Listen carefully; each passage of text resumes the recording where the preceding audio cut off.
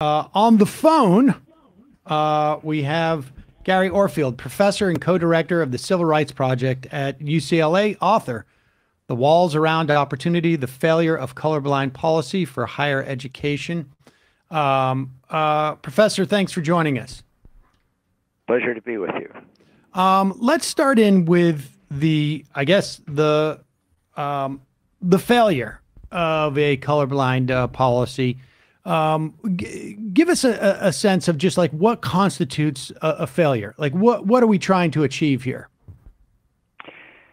Well, historically, the United States colleges before the Civil Rights Revolution were virtually all white. There's only a token presence of students of color in some places, none at all. That was considered a colorblind policy by the colleges at that time. Nothing really changed until the colleges decided to change it, partially because they were required to in the South by the 1964 Civil Rights Act, and in the rest of the country because they decided to, or were pressured to by their own students and communities.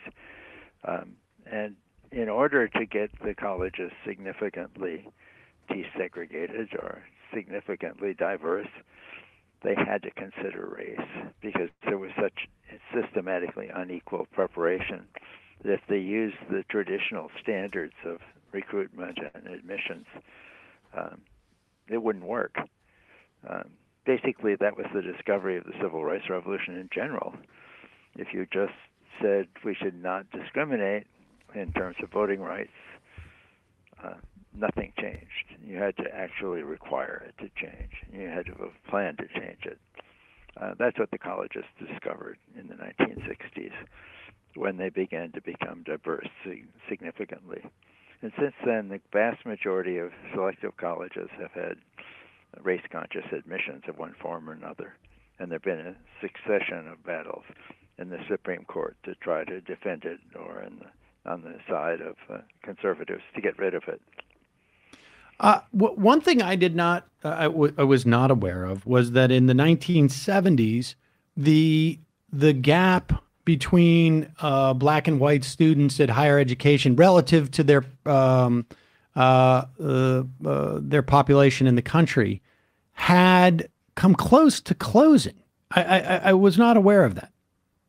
Yes, right around 1977, 1978, there was a one-time in American history when students of color were equally as likely to enroll in college as white students. That doesn't mean they graduated, but at least they enrolled at very, very similar levels. That was right around the time of the Supreme Court decision, first Supreme Court affirmative action decision in the Bakke case. Let's go with the walls to providing for these opportunities. I mean, there's really I guess three main ones that you write about. Let's talk about exclusion. Yes. Well, the history of higher education in the U.S. has been exclusion before the Civil Rights Revolution and race-conscious policies. Basically, colleges followed an admissions process, whether it was explicitly racist, as it was in 17 states where you had segregation by law, or in fact racist in terms of having requirements that made no sense in terms of the unequal preparation of students by race, regardless of what their native talent might be. I'm sorry. We're having a little bit of sound problems here again. Sorry. Let's talk about preparation as a wall as well. Yes, we think about higher education, and colleges often operate in higher education as if all students have a reasonable chance to prepare. But the reality is that schools that serve areas of concentrated poverty, which are usually areas of concentrated racial ethnic segregation, those schools are almost never equal in terms of preparation. They're not equal in terms of the peer groups that the students have. They're not equal in terms of the experience and expertise of the teachers. They're not equal in terms of the curriculum. And they're certainly not equal in terms of the preparation for the basic skills you need in a competitive college. How to think analytically, how to write, how to do research, and so forth. You just don't get those in many schools that serve concentrated poverty populations, which are overwhelmed by lots of other problems that relate to poverty and relate to really disadvantaged communities. Let's talk about cost as a barrier. I also did not realize the dramatic change from essentially Reagan's entering office to more or less now in the percentage that Pell Grants provided for education. Yes. The Pell Grant was created, grew out of the first the first policy to access higher ed for poor kids came in the middle of the Johnson administration. By the early 70s, it became the Pell Grant, named after Senator Pell from Rhode Island. The Pell Grant was originally set up so that it would pay the vast majority of the costs of going to a public four-year college. Now it pays less than a third. And ever since the conservative movement took charge in the early 1980s, states have cut their funding of higher education, public higher education, where most students go, and they have dealt with keeping colleges going by just shifting the tax burden from the public to the students and their families. That's just produced an enormous escalation in the cost of college, and without a balancing increase in resources through Pell Grant and other forms of aid, it leaves poor kids in an extreme disadvantage. And many don't even try to go to the colleges they're qualified for. They just look at the price and the family says, forget it, kid. And so, like, where are we now relative to where we were in the 70s in the wake of the civil rights movement? Like we had said earlier, that there was at least a semblance of parity relative to higher education as reflected, as a portion of population. Where are we today in that regard? Well, we are better in terms of the percentage of kids who start college. It's not an equal percent, but the percentage of students of color who actually start college, if they finish high school, is high now. The problem is many of them start in 2 years of college, or really weak college, and they're gone by the end of the year. So they start college, but they get nothing out of it except maybe a debt. So in terms of completion of college, all groups are completing at a higher level, but the gaps are actually growing. And the requirements of the labor market for college degrees, and not only that, but for advanced college degrees, are increasingly demanding. How did that growth track with the preponderance of student loans during that time period, also in the growth of that industry? Well, the idea of the Pell Grant was to give grant aid, not a loan aid. The loan business came in when we shifted from really focusing on poor kids to focusing on middle-class kids as the cost of college went up. So that was dealt with by loans, which now receive more money from the federal government than the Pell Grants. The loans, of course, just mushroomed as the cost of college mushroomed and as family incomes didn't mushroom. So we shifted from a policy that was intended to keep tuition low. The tuition was low in the 1970s. And now we have high tuition, and the counterpart of that is supposed to be high aid. We now have high tuition and low aid, and we have enormously unequal family incomes and unbelievably unequal family wealth. Let's talk about the two cases that that are in front of the Supreme Court at this minute. One dealing with Harvard, one dealing with the University of North Carolina, brought by SFFA, which is a Students for Fair Admissions organization, a right-wing organization that is looking to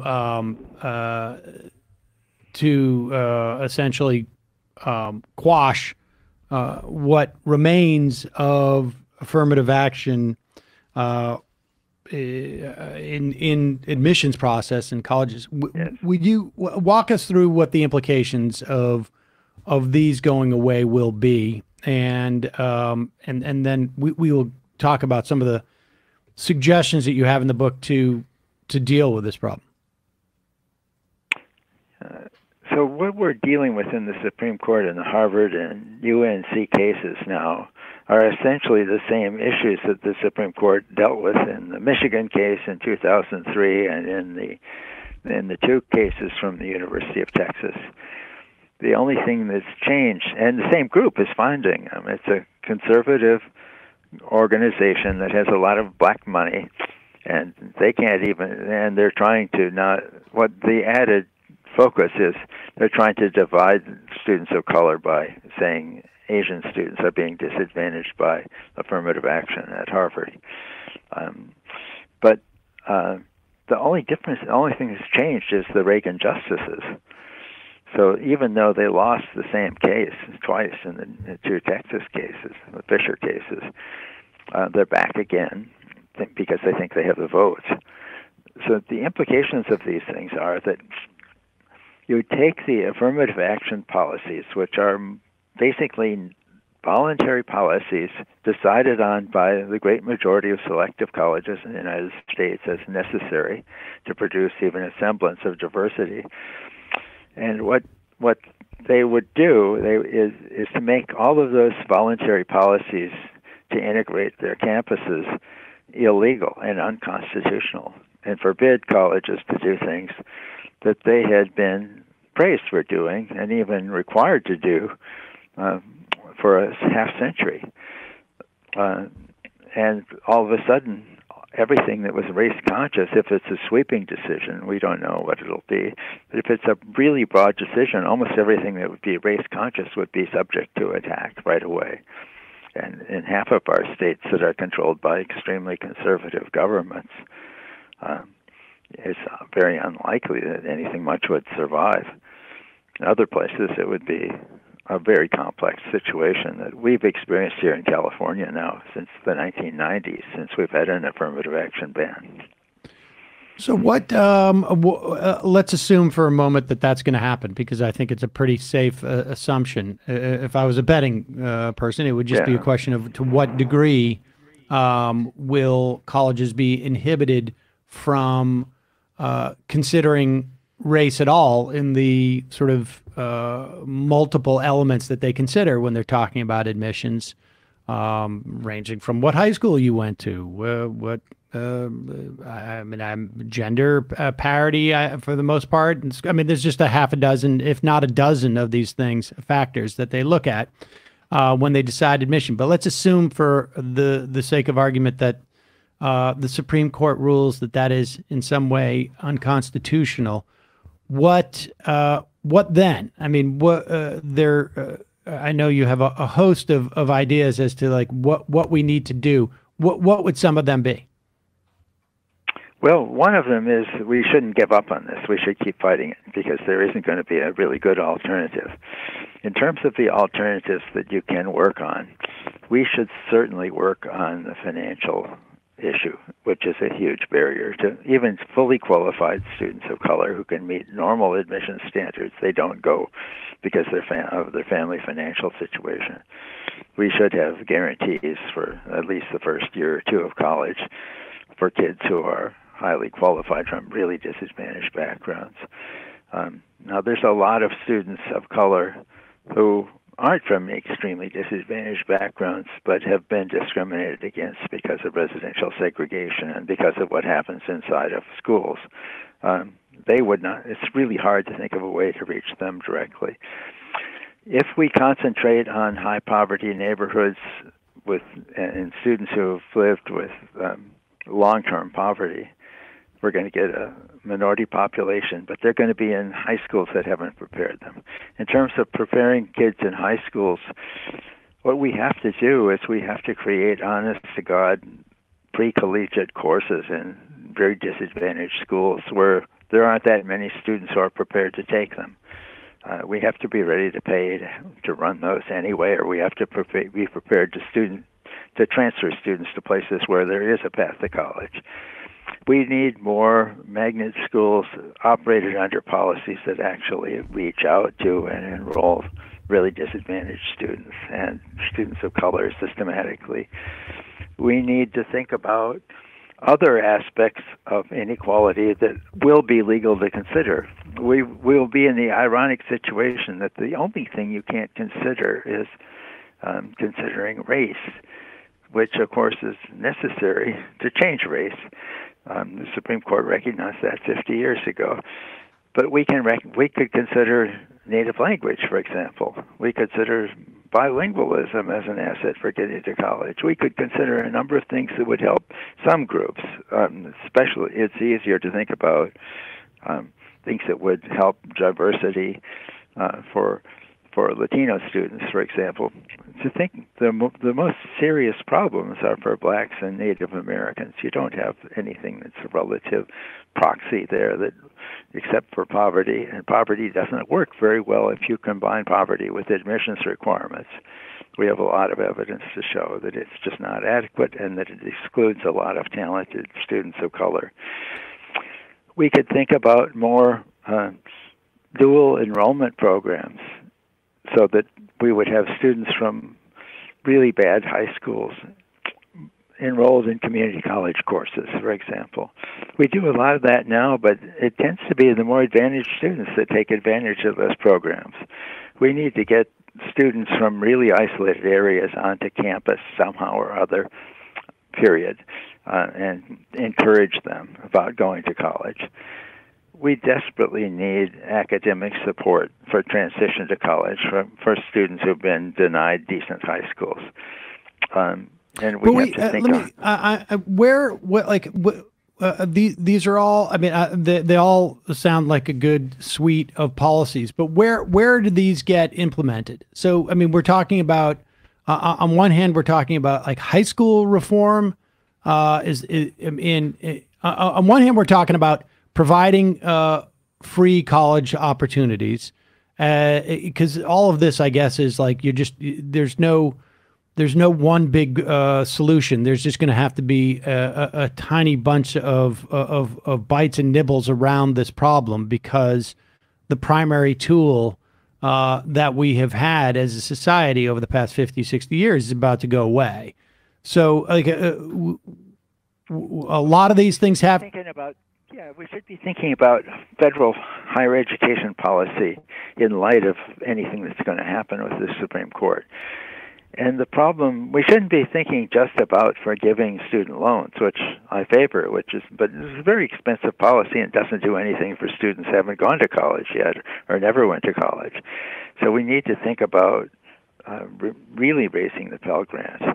Or what about? And I suggest this, I mean, without sort of, as we're not sort of like contemplating the political, I guess, chances of any of these things happening necessarily, but wouldn't a free college option in every state essentially achieve that most efficiently? It wouldn't be adequate by itself. We had free college in California for a long time. You know, the City University of New York had free college for generations before the city went bankrupt in the 1970s.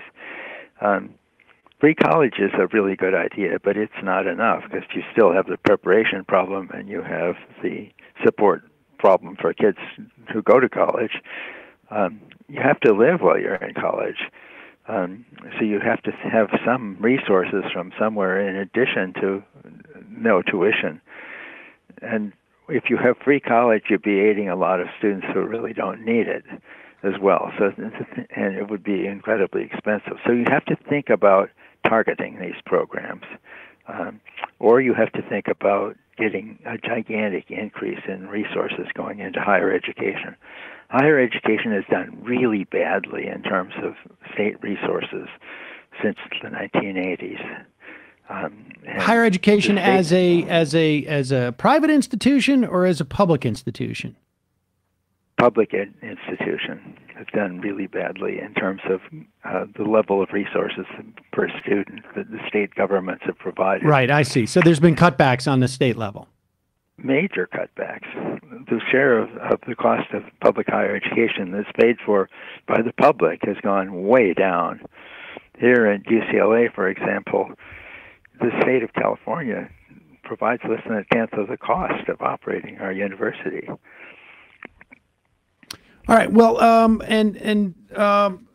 so what would you do first? I mean, putting aside sort of like the chances of it happening politically. I mean, I don't think there's going to be as much of a problem with people going to a free university who don't need to, as you might. But and I think one of the problems that we've seen with targeting this money is that it becomes extremely politically vulnerable. Well, there's a reason why we have seen over the course of, I guess it is 50 years, a 50% plus reduction in the amount that Pell Grants cover. And that's because it was targeted. That's my my story. It's not targeted on in terms of race. It's targeted in terms of poverty. But I agree. The best thing to do would be to have free college and support systems and adequate preparation in high school. It would be terrific. It would be incredibly expensive. Just thinking about forgiving part of the debt from the last generation of mismanaged policy has such large costs, of course, that it's being sued and prevented now in courts around the country. Thinking about actually going to much more massive public funding of the basic functions of college would make a lot of sense for the future of our society, but it would require new resources that don't exist now, and they would have to be available on a sustained basis. I would be completely in favor of that if it could be done, with our existing political system. Right. Very unlikely. Well, Gary Orfield, professor, co-director of the Civil Rights Project at UCLA. Well, could I just add one thing? Sure.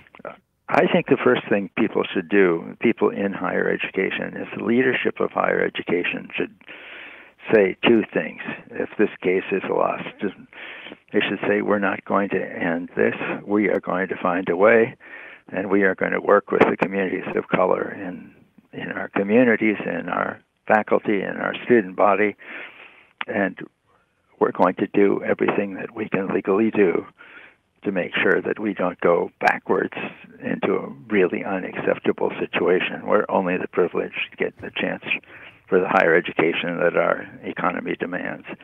I really think some signals like that are going to be very important, because if there is a sweeping decision, it's going to be incredibly disheartening. I couldn't agree more. The book is The Walls Around Opportunity, The Failure of Colorblind Policy for Higher Education. Gary Orfield, thanks so much for your time today. Really appreciate it. Good to be with you. Sorry for the snafus. No problem. All right, Take thank care. you. Bye-bye. Thank you.